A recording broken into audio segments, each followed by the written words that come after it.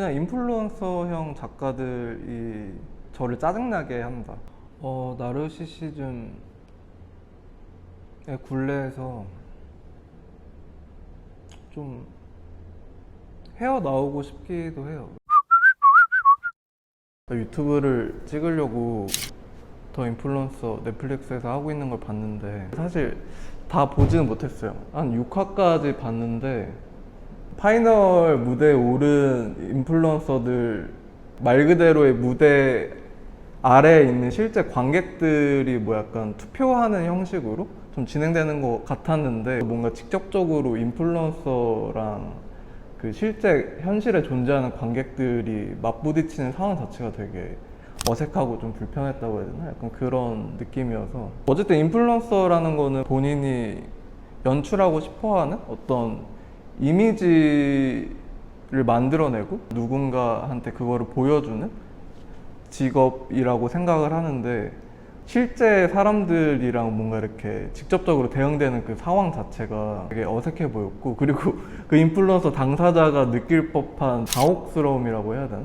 어쨌든 더 인플루언서라는 프로그램이 그 서바이벌 프로그램이잖아요. 경연 프로그램인데 일종의 쇼미 무대 같은 건데, 쇼미 같은 무대에서는 어쨌든 그 사람들은 뭐 말 그대로 공연을 현장에서 하는 사람들이니까 인플루언서는 뭐 힙합 하는 사람들이 아니죠. 실제 무대나 공연장에서 뭔가를 하는 사람들이 아니다 보니까 같은 경연의 형식을 취하고 있다고 하더라도 아무튼 그런 생각이 들었고, 그 프로그램 초반부를 보면서 들었던 생각은 그 인플루언서라는 범주 안에서 다양한 직업들이 존재하는구나 라는 생각이 들었어요. 직관적으로 인플루언서 하면 떠올리게 되는 게 사실 인스타에서 굉장히 많은 팔로워들을 거느리고 있는 누군가를 연상을 하게 되는데, 그 프로그램에 등장한 인플루언서들 같은 경우에는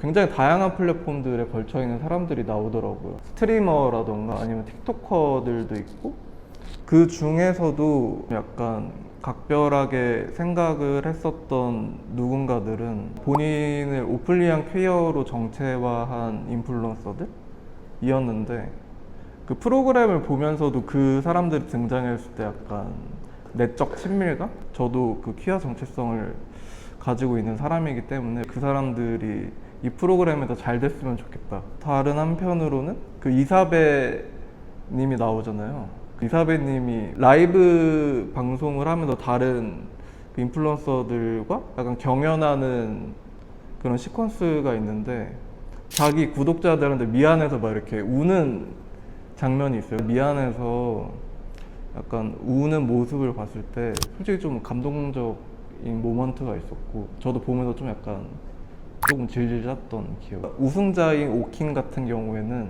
좀 보는 내내 그냥 짜증나는 존재였고, 오킹이라는 사람을 알고 있긴 했거든요.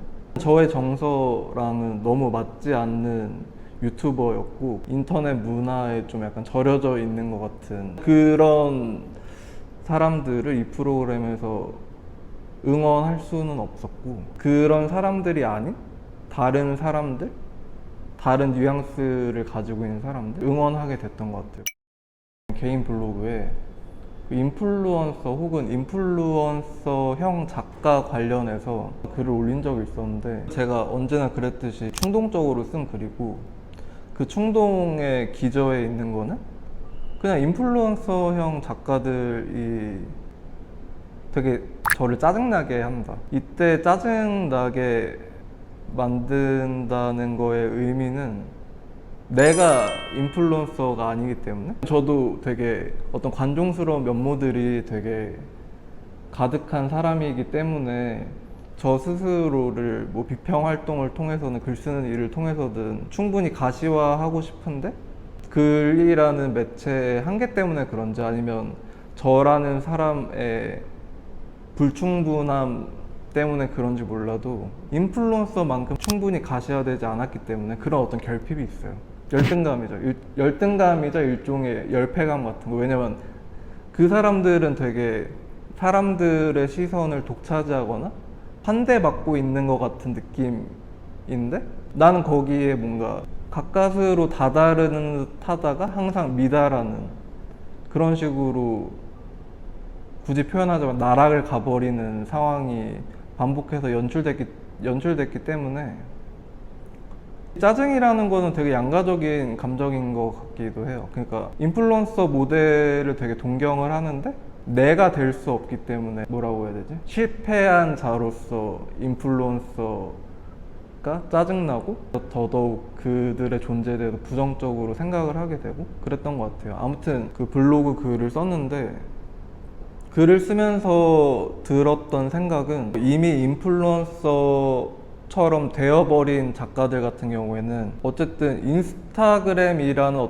굉장히 특정적인 플랫폼을 통해서 그렇게 되어버린 케이스인 것 같은데 더 인플루언서라는 프로그램을 보면서 그러니까 인플루언서라는 게 뭐 유튜버, 틱토커, 기타 등등 되게 다양한 플랫폼에서 비롯된 직업군인데 인플루언서형 작가라고 불릴 법한 사람들은 되게 인스타그램에 종속되어 있다라는 생각이 들었고 근데 왜 인스타그램일 수밖에 없을까? 좀 자문을 해보면 인스타그램은 어쨌든 되게 시각적인 이미지를 주로 활용하는 플랫폼이고 단편적으로 연출되거나 찍힌 사진들을 토대로 재구성되는 소셜미디어 플랫폼이고 되게 정적인 이미지들의 나열을 취사 선택해서 공개할 수 있는 플랫폼이라고 할 수 있을 텐데 그런 취사 선택된 이미지로서만 작업이 드러나게 됐을 때 어떻게 좀 그럴싸하게 보일 수 있는지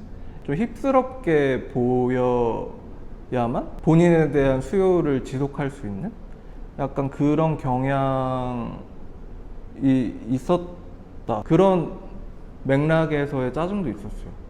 뭐 이를테면 셀피를 찍어서 올린다고요, 어떤 작가가. 작업들만이 이렇게 피드를 장악하고 있는 상태에서 그 이미지가 출몰하는 순간 되게 괴리가 생기는 거죠. 활동하고 있는 작가들이 자기의 어떤 인스타그램 계정 피드를 관리하는 데 있어서 가장 중요하게 생각하고 있는 거는 본인을 드러내지 않는 거라고 생각을 하거든요. 그러니까 본인의 작업을 찍은 이미지들로 구성되어 있는 계정 피드에 뭐 이를테면 본인의 셀피나 무언가를 올리는 순간 피드의 어떤 체계가 와르르 무너져 내리는 뭐 아무튼 그래서 본인을 은폐하는 방식으로 그런 풍경 자체가 어떤 그럴싸함을 만들어내고 있다는 거죠. 뭐라고 해야 되지? 작가든 아니든 그 인스타 바깥에 있는 사람은 본인이 연출하고 싶어하는 이미지보다 사실 되게 추레한 존재잖아요. 되게 기만적이라는 생각이 들었고 어쨌든 그 글에서의 결론은 그런 거였어요. 그러니까 인플루언서형 작가들이 본인의 커리어 자산을 관리하고 운영을 하고 있는데 그게 뭔가 재분배되고 있지 않은 상황? 자기 계정을 잘 관리하고 그 결과물로서 어떤 특정한 커리어에 도달을 했을 때 느끼는 어떤 자기 효능감 같은 게 있을 거라고 저는 생각을 하거든요. 자기 효능감에 되게 취해버린 상태에서 본인이 누리고 있는 자원을 다른 사람들한테 나눠줄 필요성 자체를 별로 느끼지 못할 것 같아요. 근데 저는 그 욕망 자체가 되게 치사해 보인다는 거죠. 그 인플루언서형 작가가 돼버린 사람들?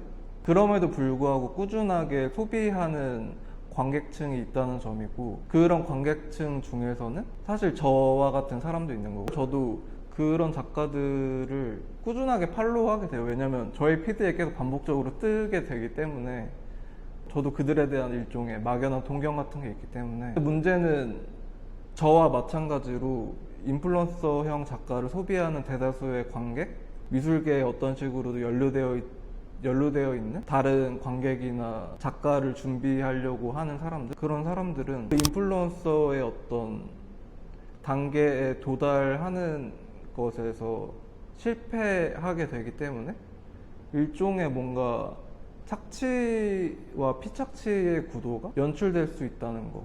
피라미드 사업이죠. 그리고 피라미드의 정점에는 항상 그 인플루언서라는 되게 막연한 동시에 구체적인 표상 같은 게 있는 거고, 사실 미술이라는 거는 되게 속물적인 욕망을 가지고 있긴 하지만 그 욕망을 실천하는 데 있어서는 되게 하찮은 업계이자 플랫폼이잖아요. 미술로 뭐를 잘 해봤자 어차피 이 리그 안에서만 잘 되는 거지, 이 리그를 초월해서 다양한 미디어에 노출됨으로써 인플루언서라는 그 허상에 가까운 모델에 절대 도달할 수 없는 거죠.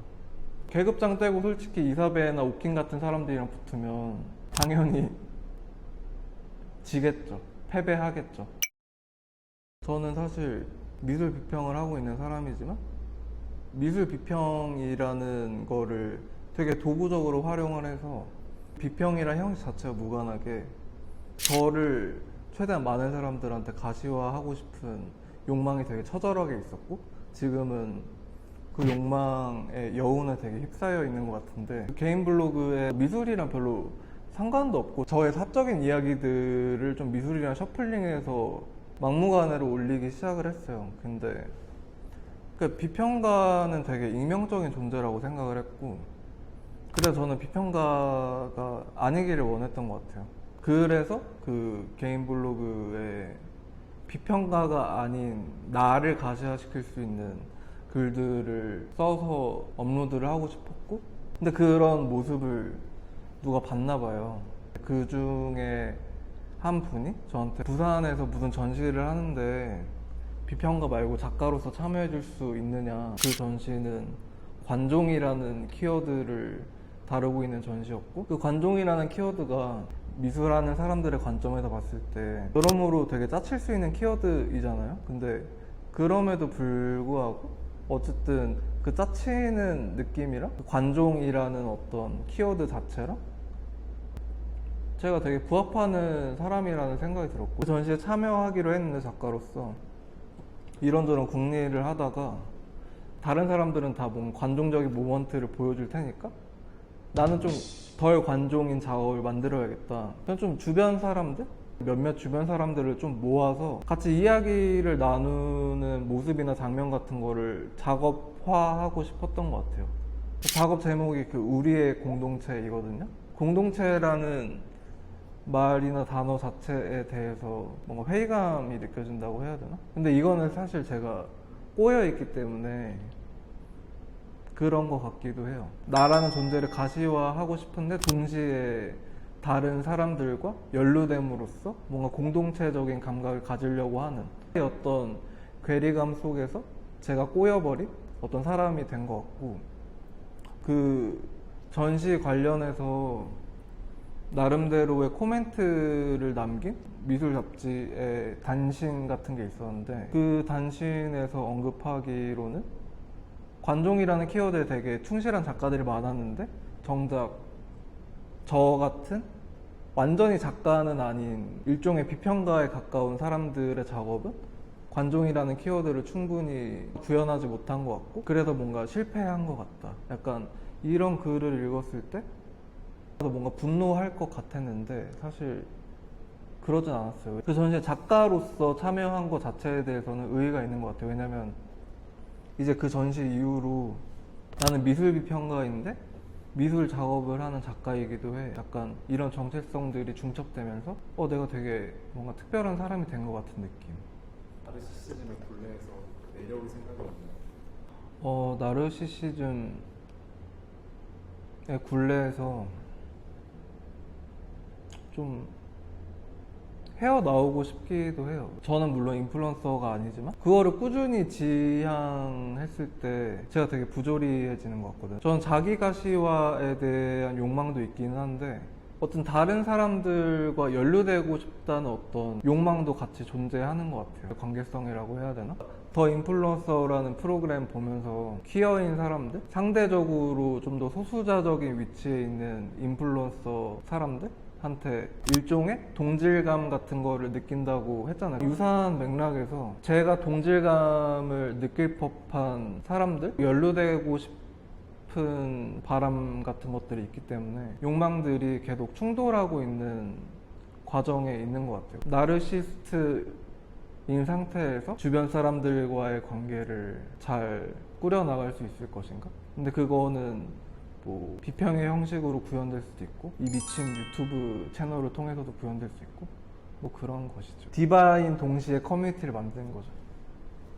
욕심이 많은데 그 욕심을 항상 실천할 수 없기 때문에 절망감에 빠지는 것 같고 그래서 사람이 더더욱 꼬여지는 것 같고 인플루언서가 되고 싶어. 근데 항상 그럴 수가 없어. 동시에 이사벨님처럼 나를 주목하고 있는 사람들과 어떤 동질감도 느끼고 싶어. 이런 다양한 층의 상태들? 쓰레기들처럼 널려 있는 것 같은 느낌? 근데 그 쓰레기들을 이제 어떻게 잘 수습할 수 있지? 더 인플루언서 그 프로그램은 그 인플루언서에 대해서 제가 가지고 있었던 개인적인 생각을 돌이켜 생각해 보게 만든 것 같아요. 근데 사실 인스타 밖에도 되게 다양한 소셜 플랫폼들이 있고 각자 분투하면서 본인을 보여주려고 노력을 하고 있구나. 마지막 한마디는 구독과 좋아요